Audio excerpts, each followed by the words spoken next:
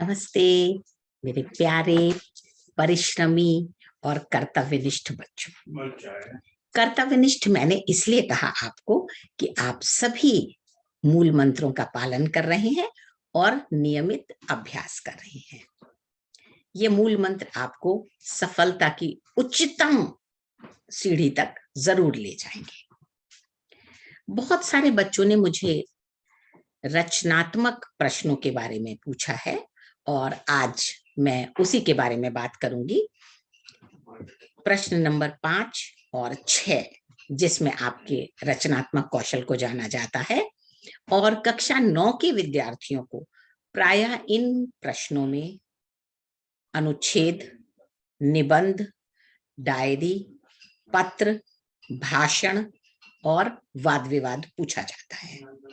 तो आज मैं शुरुआत कर रही हूं आपको ये समझाने के लिए कि अनुच्छेद और निबंध के बीच में क्या फर्क है।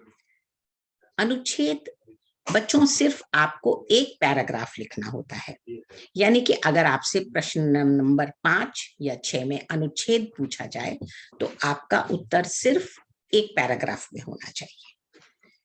आपको प्रश्न के साथ कुछ संकेत बिंदु दिए गए होते हैं, आप उनको अपने अनुच्छेद में शामिल करेंगे और साथ ही साथ शब्द सीमा का भी ध्यान रखेंगे। यानी अगर आपको अनुच्छेद लेखन 100 शब्दों में करना है तो आपकी शब्द सीमा 110 से ज्यादा बिल्कुल नहीं होनी चाहिए। हाँ, सबसे पहली बात यह ध्यान रखने वाली है कि आपकी शब्द सीमा 10 शब्दों से और आगे बढ़ सकती है, इससे ज्यादा नहीं होनी चाहिए। दूसरी बात, अनुच्छेद के विषय में ये बात ध्यान रखने वाली है कि आपको सिर्फ एक पैराग्राफ लिखना है, आप पैराग्राफ बदल नहीं सकते। आपको तीनों संकेत बिंदु उसी पैराग्राफ में शामिल करने हैं। अनुच्छेद लेखन के लिए ये एक अनिवार्य शर्त है कि आपको सिर्फ एक पैराग्राफ लिखना है। जबकि अगर हम बात करें निबंध लेखन की, तो निबंध लेखन कई पैराग्राफ में लिखा जाता है।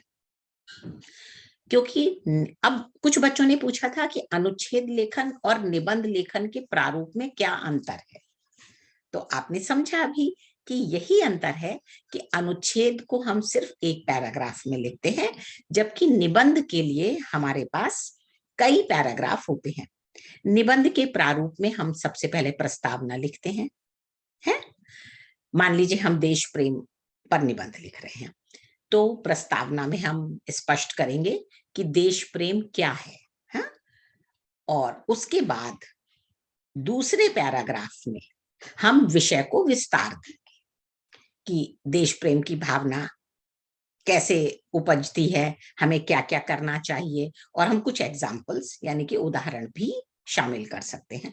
विषय विस्तार आपका 2 से 3 पैराग्राफ में भी हो सकता है और अंतिम पैराग्राफ जिसे हम उपसंहार कहते हैं, उसमें आप अपनी बातों को संक्षेप में कहकर विराम देंगे।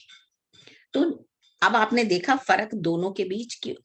अनुच्छेद लेखन, अगर हमें देश प्रेम पर ही मान लीजिए अनुच्छेद लेखन लिखना है और हमारे पास 3 हमको संकेत बिंदु दिए गए हैं, तो आपको वो तीनों संकेत बिंदु शब्द सीमा का ध्यान रखते हुए एक ही पैराग्राफ में लिखना होगा। और निबंध में आपके पास ये प्रारूप की ही शर्त होती है कि हम निबंध को हमेशा 3 से 4 पैराग्राफ में बांटकर लिख सकते हैं। पहला प्रस्तावना, दूसरा विषय विस्तार जिसको हम 2 पैराग्राफ में भी रख सकते हैं, और सबसे अंत में उपसंहार, यानी कि हमारे पास 3 से 4 या 4 से 5 पैराग्राफ भी, छोटे छोटे पैराग्राफ हो सकते हैं। उस समय भी हमको शब्द सीमा का बराबर ध्यान रखना है। तो ये बात तो हुई आपकी अनुच्छेद लेखन और निबंध लेखन के प्रारूप में अंतर की। अगले वीडियो में मैं आपको अनुच्छेद लेखन का उदाहरण भी दूंगी और निबंध लेखन का भी उदाहरण दूंगी, और इन दोनों उदाहरणों के साथ आपको ये भी बताऊंगी कि लेख के प्रारूप को इन दोनों से अलग कैसे रखा जा सकता है। यानी कि अगर आपके पास प्रश्न में आपको लेख लिखना हो तो वो लेख आपका अनुच्छेद लेखन और निबंध लेखन से कैसे अलग होगा।